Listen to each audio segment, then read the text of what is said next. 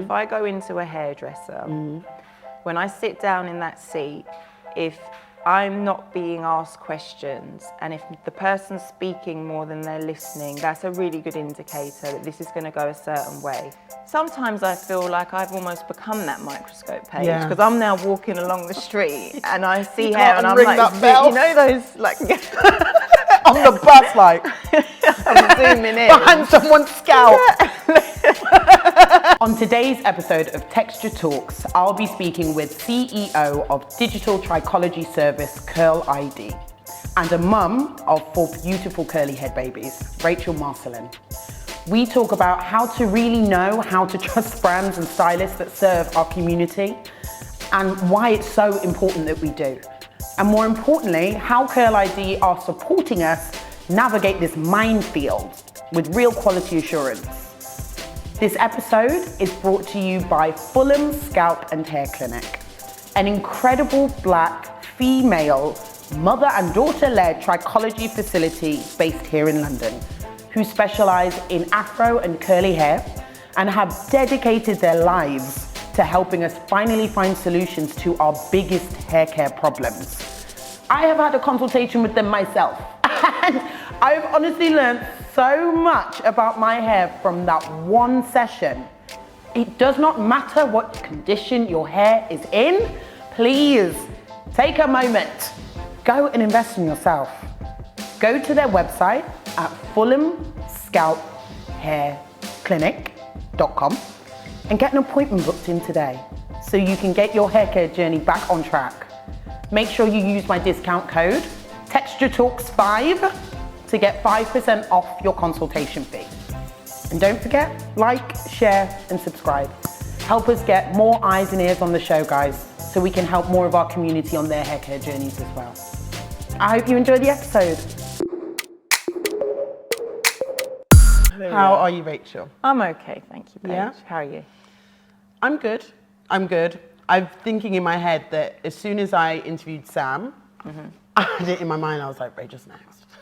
So I'm glad that we've actually managed to get it in the diary. I'm so glad to be here. Question. When it comes to having 4 children that, as far as I'm aware, have pretty different curl patterns, finding products for those different curl patterns, I can't imagine is easy. Talk to me about that experience for you. What has been the most challenging part? I think that the hardest part with that was understanding the fact that they had different hair types. Interesting. To each other. Yeah. And then that their hair types were different to me. Because I think for the first part, it was sort of trying to do their hair in the same way that I would do my own and thinking, well, hold on, that's not working. Yeah. That's not, in a couple of days it will work. It will work itself out. Yeah. It just needs a bit more length and then it's going to do it, not realizing that it was never going to behave like my hair. So there was first sort of coming to that understanding they have different hair. And it's strange because I've done different hair types before. My mum's hair is completely different to mine. So I'm used to, my sister's is different to mine. It's Siblings, true. we all have different hair. So I'm familiar with it. But I guess there was this thought that, well, you're my children, so your hair is going to be exactly like mine. What's going on? Yeah. I agree. And they've got such a mix. So I'm obviously half Jamaican, half English. Jason, my husband, he's 3/4 Congolese, Right. 1/4 Scottish. Oh, God. So I think I've got Indian a little bit Thrown back there, yeah. And then I had to be careful not to say coolie then because you recently did. Yes, I did. And I wasn't aware of that. Did you not know no, that? I did not know that. And I've shouted coolie all my life. Listen, so a lot of taught people me. don't know. Yeah, okay, good. No, seriously, a lot of people don't know. A Yeah, lot I of people use didn't. it as almost like a term of endearment. Yeah, I always thought it was. Yeah, but if you think about why, that's when we start going into colonialism. Yeah, It's very exactly. dark. Yeah, so I'm Indian background. So with that, the mixes. So if you look at these 4 textures, you've got my son, who's got, I think, more of a thicker hair type. Then I had, so my second, she's got high porosity hair. So I was like, I was just not holding on to this product. What's going on? Yes. Yeah, I know. exactly. I was like, I get it. I'll just put more on. It wasn't even changing anything. Yeah. So it was understanding, and it's not going to with this product. I'm going to have to use a different one. And then there's my third's probably a bit more like me. And then my fourth, he's gone way back to the Indian roots and it's completely different. So understanding it first was the first point of call. And then choosing the products, well, that was Curl ID. Yeah. Because it started with just going into your usual packs. That's everyone's first port of call. The local black shop. Yeah, that's where I'm gonna. Like... Yeah, exactly. Like this is it. I'm gonna get the answer, and I go in and now my cupboard's full, but I have no product that works for their hair. And I think there was only so long I was trying to do that because of how long I spent doing that on myself. Right. No. Okay. I'm not doing it. I need to consult someone who knows more than me here. Yeah. And I think up until a year ago. So 5 years, it was sort of guesswork, and then no, I'm not going to guess anymore.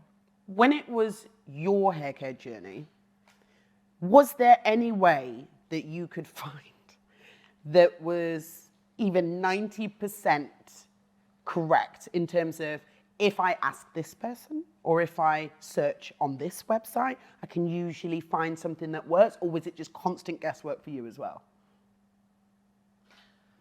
I think constant guesswork. Yeah, it was constant guesswork, actually. You'd see sort of methods online, you could give it a go, but different result. Yeah. And I think, so I developed quite a fear of going to a hairdresser. A fear? Yeah, so I was sort of, I guess, unwilling to sort of venture down that route too much for answers because my experiences had been so bad. I was like, well, no one's going to give me the answers I need for my hair. So, yeah, I think it was just, then I just relied on guesswork. And then I think everything's passed down from generations, isn't it? So you're just like cooking. Your mum really starts you off on your journey. Or your grandma. Yeah, you see the products they're using. You're like, I'll do that. I think for the first part of my life, I spent my time with Luster's Pink. Oh Lord, yeah, bottle this big, and it was just put a load of that in my hair, plait it every day. And I mean, for a 4-year-old, it worked. It worked to an extent.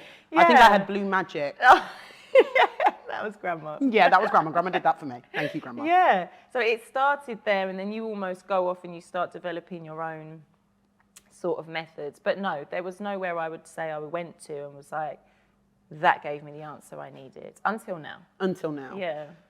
There's no way in hell I'm going to be able to move through this conversation without asking you about like the traumatic incident that happened at a hairdresser, because clearly something happened, and I would like to know, if you don't mind, what that was.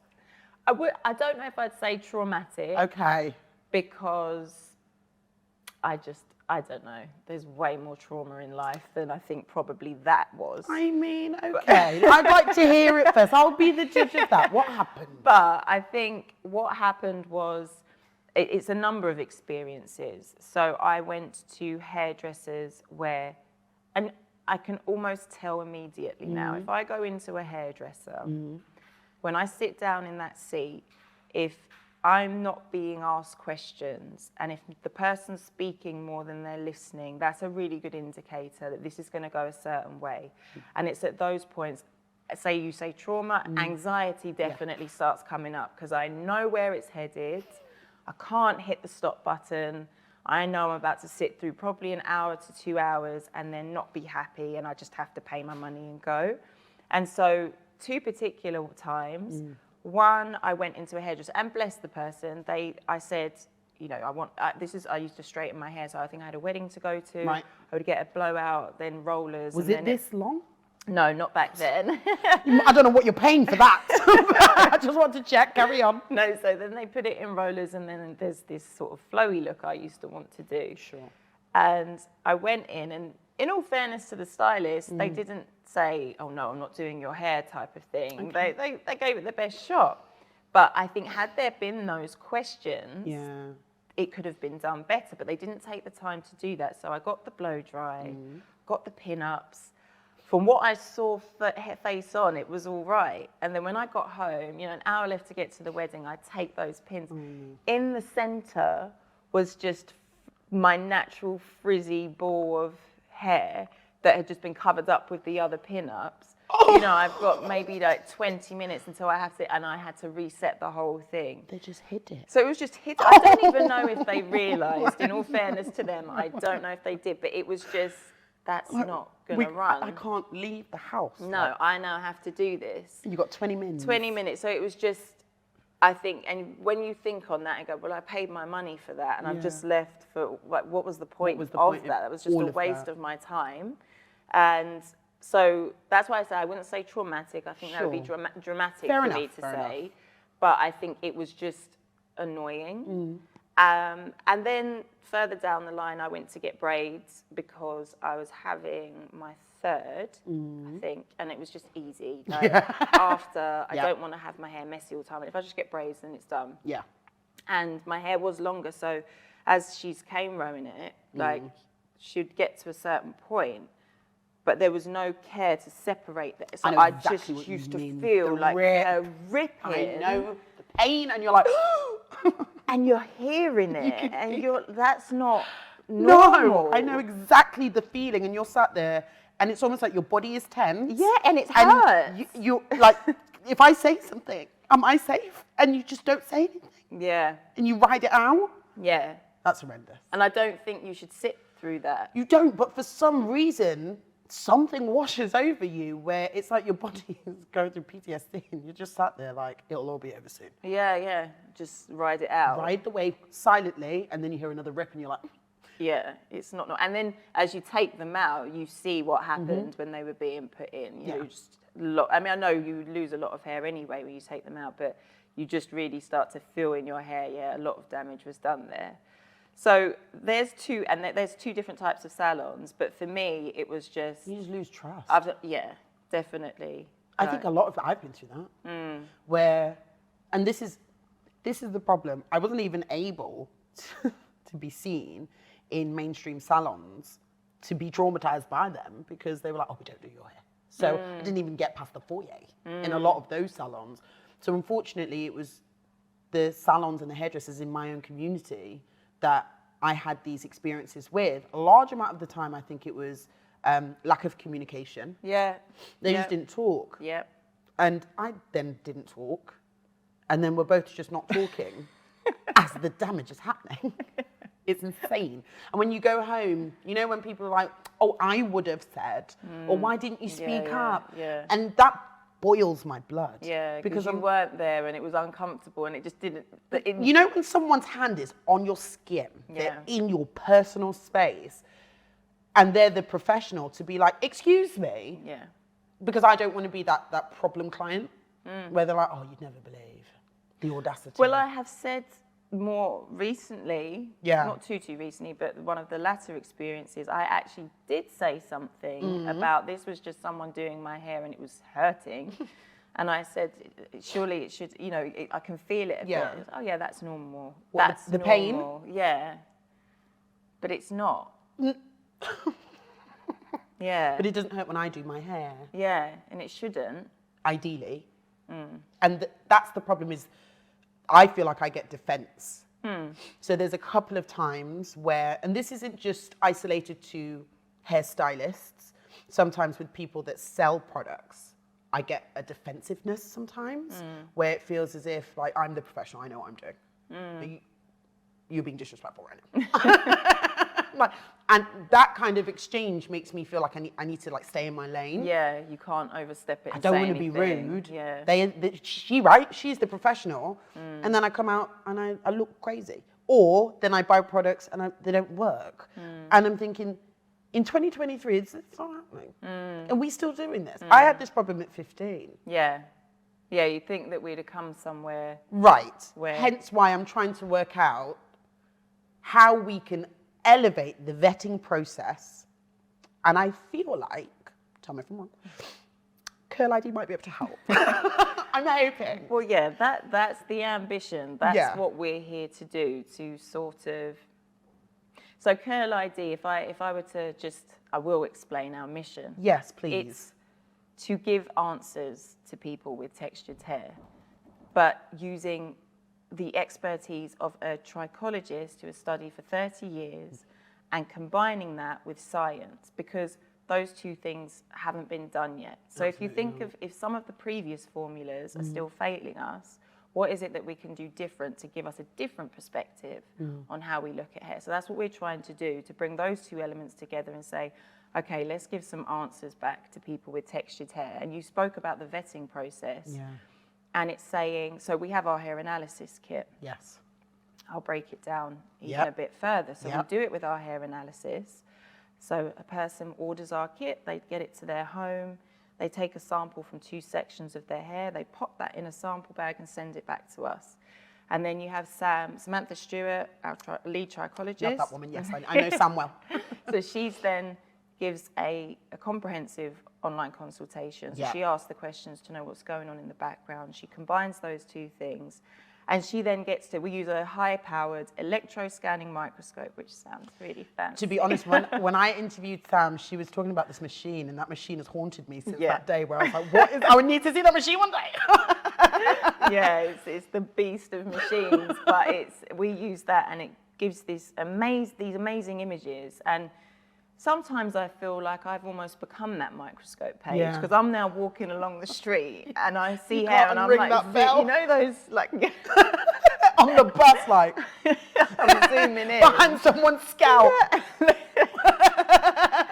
But I feel like I'm seeing close-ups, like recognizing what I know. So we have the images of a person, so then we have the microscope, and sometimes what the image shows you, and then you look at what the image of the microscope shows you. So you can now correlate the image of like real life, and you can probably imagine what the microscope would look like. I feel like I'm starting to do that. You know, maybe I'm jumping ahead of the gun, but that's how it feels. Yeah. So, for example, we saw an image just recently, and the hair it exploded, and that's just some of the damage that this person had put their hair through. But when you say exploded, so like it's like the I'm not the scientific. The inside is on the out. Yeah, it's just all out. So where it should be this lovely cylinder, it was almost flat, but like this. What caused that? It's just hair damage. Just general damage. Just damage, yeah. All the things that this person had done to their hair. Okay. But if you were to look at the normal the picture of the person's normal hair, it wouldn't look like that. No, but that's scary. Yeah, so it's just, so with this microscope, you're getting to see really that level of damage so close up. So once Sam has, okay, we've got the consultation, she's already gauged what's probably going on with this person's hair. Then she does the imaging, she's like, okay, it confirms. It's like it confirms that. And so back to what we were saying, that's what then is used to give this person this personalized report saying, these are the products you should be using. This is the regime that you should be following based on your lifestyle. And this is where you should be in 6 months if you follow this. So you speak about the vetting. Where I think we come in handy there is products, let's just say. We've had people come in and specifically say, I don't want to use products with these ingredients in it. Then they've sent us, so we ask people to send us what they're currently using, and they've sent those products, and they've had those ingredients in it. But how are they to know? There's not really. So maybe it's, so it might be called something different. Right, I was like, but also I don't know if everybody's really checking. No, I'd get to probably the first, or I would have got to the first or second. Like, it's fine. I have no idea what this is saying. So I'll just use it. So then we get to say, okay, well, you shouldn't be using that. Some people have allergies to these specific ingredients, and they're still using that product, and they say, oh, but I'm still getting this. So, well, that's because it's got that ingredient in it. So that vetting process is almost there. It's simplifying what we find hard to understand from a layman's perspective. Yeah. So it's like, we can't be blamed for it. No, because not there's no school. Oh, imagine if there was like a lesson in school about hair care. Oh my God. Needed. Imagine. Ingredients. But no, at least I know about the Battle of Hastings. At least I've got that down. No, I think that would be so helpful. And I know that when you guys choose to retail certain products, there's a vetting process that happens there, isn't there? Because when I spoke to Sam, I spoke to her about it for about 5 minutes and was like, oh my God, you guys aren't playing any games. Talk to me about that. Yeah, I think you just said something there as, you know, the consumer, you don't have that opportunity to know about this stuff. And I feel really blessed actually where I am, because I've had the opportunity to speak to quite a few brands. one, I understand their motivation. Some of the stories are amazing, and the passion, it's really incredible. But also you then get to hear about the formulation, why. So Sam will check, is this brand focusing their products around textured and curly hair? So that's the first thing she wants to look at. She wants to say, are these ingredients good for curly and textured hair? And then she has educational meetings with these teams to know about the products, to learn about them. And then... Yes, I'm stopping the episode, I'm sorry. But I just had to let you guys know. Women of colour are said to spend up to 8 times more on their hair care than our white counterparts. But do we know our hair well enough to be confident on what we're spending our money on and that it's going to produce actual results? Do you find yourself constantly itching your scalp? Or have you maybe noticed some breakage, struggling to retain length? Since 2011, Fulham Scalp and Hair Clinic have provided the Afro and curly hair community with the kind of honest and direct support needed to give us a clear understanding of the state of our hair and scalp, and more importantly, the steps we need to follow to be able to achieve real progress. Go to fulhamscalphairclinic.com and use my discount code TextureTalk5 to get the help and support that you need. Let's get your hair care journey back on track. And if you are enjoying the episode so far, please just take a few seconds. Hit the subscribe button for me. Your support means literally everything. Thank you so much. Time to get back to the episode. It's a good one. I don't want to keep you. When that now comes to doing someone's report, it's saying, okay, are these ingredients based on the condition of your hair? Can you still use these? Maybe you're using some products you need to wipe off. Maybe some of them you can actually keep going with. I'm not going to waste your money any further. Like, keep going with that. And in lots of these reports, it's like, keep going with that. You're good. But maybe you just need to tweak a couple of things. So with the brands there, we just get to learn a lot about what they're putting into their products. Why they're suggesting those for curly and textured hair, and the claims that are being made. You're checking to see whether or not they are legit. I mean, it's small claims. Like, you may have seen it on some bottles. It might say, eliminates frizz. On so many bottles. But that's impossible. Like, that's not possible. You can definitely reduce frizz, and you can definitely contain it. And there's lots of ways you can make it less frizzy. But you're never going to eliminate frizz. Where is the aspiration to grow that sort of product recommendation piece in the business? In terms of how many more numbers would we want that to increase to? Correct. Say 10. Do we want to be recommending 100 brands? Because there's so many. No. It's like, where are you trying to go with that? No, keeping it small within a limit, because it just wouldn't make sense. I mean, it's a bit tricky because, like I said, if somebody comes in with a report and they say, I'm using X, Y, and Z, and that particular brand is okay, but we don't necessarily not recommend them. Exactly. Part of what we do as well when we do partner with a brand is we try to get the best prices for people. So we don't take commission from them for what we recommend. We say, let's just reduce the cost of it. Because for me, if I go using a hair product, I spend so much money. So for me, part of the mission for this was like, let's make this more affordable for people in the best way. Any way we can, let's make it more affordable. So when they're recommended on the report, they can get a discount on that product. So someone comes with that product and they still want to use it. It's also that thing of, well, maybe we could partner with these brands that we could help people get a discount on it. But there definitely has to be a cap on how many we go to, because otherwise I think we just become a part of the problem, too many. It's the decision paralysis is part of the issue. It's several tiers to this. How do I know who to choose? There's so many popping up every 2 minutes. And when I say so many, I mean so many products, so many new hair care brands, so many new salons and stylists. So being able to whittle it down, I think part of that you guys help with is also relating to like the method.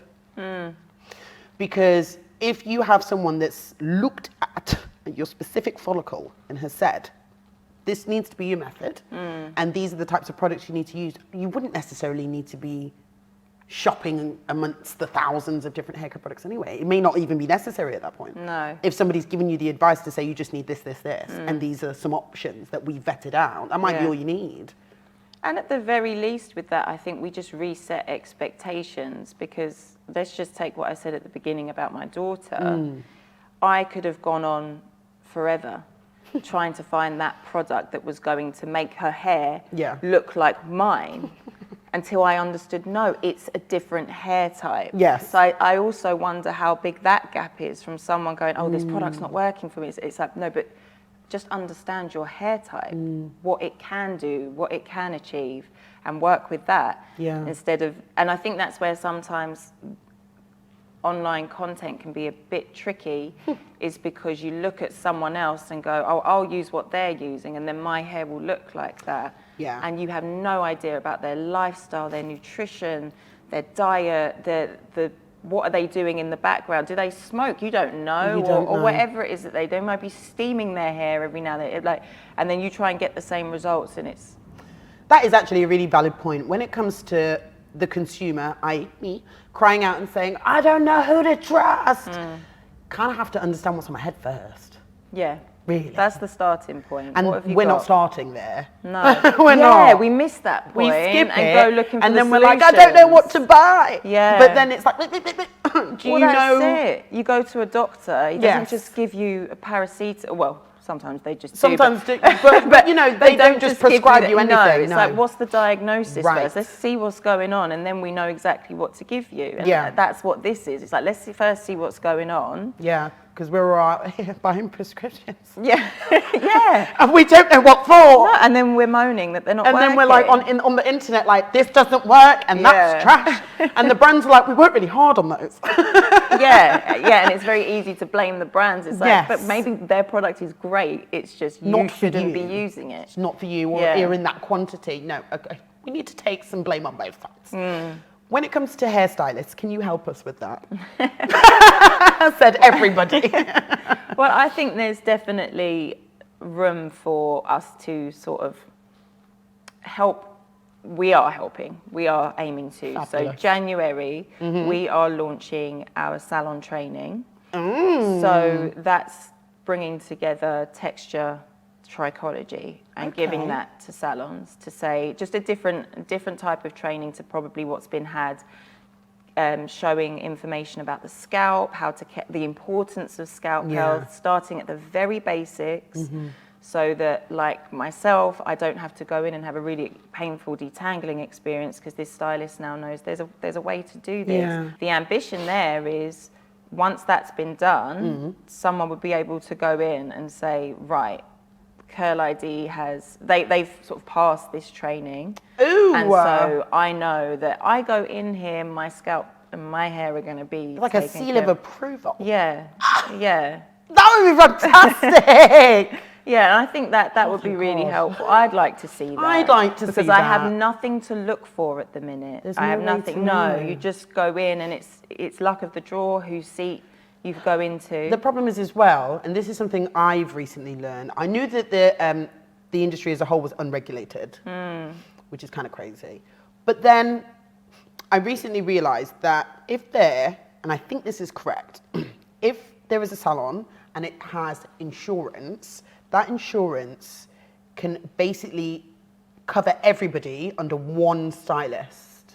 So one stylist can take that insurance out and it covers everybody, but it basically doesn't necessarily cover the individuals, like the individual skills of each person in that salon. Yeah. So it's something that someone told me on an episode, I think it was Sabrina Morel, and she was saying that the problem is that you could go into a reputable salon, and I think she was talking about the certification, but the certification of that salon could be from one person. Ah, right, yeah. You need and there it could to be self-taught individual. salon, self-taught stylists that could be working there. Yeah, I think that is the issue. Yeah. That's I think what the problem is, and then depending on what chair you go in, you think you're going to be getting this standard, but that's not across the board. Yeah. So yeah, it's bringing it across the board. Yeah. That's what I think. I think that's fair for people. Yeah, I think that's I don't think that's too much to ask. I think we need that. Like, I think like we say, it's failed us in so many areas. Yeah. I just don't think that's too much to ask. I just think if we don't do something, then the rise of DIY is going to get out of hand. Yeah. It's going to get out of hand. And even recently, I have come to many conclusions about my recklessness in the house when it comes to my hair. And there's a lot of things, even down to just simple colouring, that I never knew, never understood, and just thought to myself, it's actually really damaging in the way that I do it without professional assistance and without having the guidance from someone who really knows to say, right, okay, these are the products you need, number one. These are the brands we trust, number two. These are the hairstylists we'd advise, number three. It's just going to keep happening. And everybody's going to be running around with like traction alopecia and psoriasis on their scalp and really unhappy with how their hair looks. Yeah, and it's just like a few small tweaks and that search, that massive, oh, what do I, it's done, it's over with. Biggest mission, biggest goal right now for you. Where's your head at, Rachel? What do you want? You want to help people, that's it.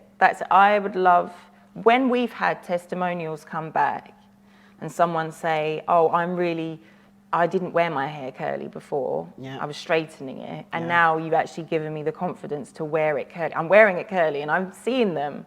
I'll do Zooms with some of my customers and I'm seeing them and they're wearing their hair curly. That's amazing and that's helped them. So if that can carry to more people and we have more people that we are satisfying and just helping them, that's the big mission, really. That's the big mission, for people to go into places, to no longer have this anxiety in any way, lovely. to not feel lost and to just give people direction. I think that's all we need. Someone said to me the other day, and I've never been more shocked, but also more aligned with the statement. They said, I think we're still very much in the teething phase of all of this natural hair care. It feels new. There's a lot of different things out there, whether it's skincare, whether it's bloody, I don't know, dermatology, dental work. I feel like we're a bit ahead of the game with a lot of these things. So we're really confident. We know what we're doing. We've made our mistakes as an industry or as a community and we've gotten over and we know what we're doing. Natural hair care still seems like we're all kind of babies. Yeah, definitely. Which is insane. And that's because I think we've done things in a certain way for so long. And that's where I guess the room for innovation comes in, doing something different. And I mean, I feel so proud to even be able to say this. We work with our special microscope is at the Milton Keynes Open University. And we've got Dr. James Bowen. He's the senior... I was like, okay. Dr. James, he's the senior lecturer in materials engineering. I mean, what a title is that? That's insane. I was like, just oh my God, having a conversation with him is mind-blowing. Yeah. And he's supporting us as we develop this. So when you say what's the big mission, it's definitely not to stop here. Oh no. It's to find out more and with every bit of data that we collect, every time we get more information, to use that to reinvent, redevelop and improve constantly. Like not to just sit on it and say, oh, this is the end point. Smashed it. Like, yeah, let's get it Complete better. Let's do it better. Because it's fine. The feedback that if we didn't help you, tell us why and let's reinvent this a bit more. Yeah. I don't take that whole, oh, you're going to sort of knock me off, oh, it failed. Oh no. Yeah, we'll tweak. We'll learn from you. Imagine we're shutting it down. Yeah. That's the type of attitude I think a lot of vendors in the space need to have, is have I done right by you? If not, tell me how I can. And if we can get that attitude spread across the board, whether it's the retailers in the shops, the hairstylists, hairdressers, salons, just ask your people. Yeah. Let's ask them. Talk to them, please. Definitely. That questioning, and that's where Jasmine comes in. Yeah. So she's doing so much into our research. Yeah. Like, let's hear your voices, let's hear your experiences, because there's making what you think people want. Yeah. And then there's actually listening to what they want. And then when you put those, I mean, that's where magic happens, when you actually put those two together. But people, I think they're worried about the answers They're worried the answers will they be don't too want to far hear from them. what they're doing right now. So they're like, oh, we haven't got money for that. Yeah. They don't want the criticism. For me, no one likes to be criticised. No, but you've one got to do it to grow. Yeah, exactly. Okay? I might get a bit defensive in the second, but then it's like, okay, sit back. What can you do better? Breathe into it. We can always do better. 100%. And as soon as Yeah. people realise that and actually want to do that with intent, I think we'll see some real change. Thank you so much, Rachel. No, my pleasure. Thank you. Anybody who wants to go and get their hair analysed, which is so exciting. My hair is currently in the mix, guys. I'm slightly concerned about what the results will be. I've been colouring my hair heavily, but I'm excited. And I want to make sure that you guys also have an opportunity to be able to really see the kind of results that you can get, okay? So go to www.curlid.com. That's right. Yeah? That's right. And can I drop her something in there? You can drop whatever you want to. Because one thing I will say, I don't think it's for any brand to sell something blindly to say this is good for you, this is good for you. I like to really be specific with who this is for and who this isn't for. Because the last thing I want is for you to buy it, waste your money, and it wasn't for you in Rachel the and first Paige place. said. Yeah, it's, Fair enough. It's not just boosting sales, it's is this going to help you? So if you're a person who has spent the last 10 years developing your hair journey, you're happy, you actually feel good with what you've got, your hair's healthy, you're happy with your products, it's probably not for you. Fair. Unless you are genuinely like quite a sciencey, you like insight, you want to, you want might the data for fun. You want some data, you want to see if your cuticle's looking slick, then you might do it, just for insight. But otherwise, if you're pretty happy, it's not for you. But if you've got hair damage, if you, and again, I would say if you don't like to stick to habits or be accountable in any way, like you do that PT sign up and you never show up to the gym, it's not for you because it requires consistency. It requires you have to be on it for 6 months to see the results. So again, don't waste your money but if you love to set a goal, reach it, and follow something consistently to see if this is for you. If you've got hair damage and you want help from that, this is for you. And those are the things. You're struggling with your products, anything like that, that's what this can help with. She couldn't have been more clear. I hope so, sometimes. Okay. No, that helps. Thank you, Rachel.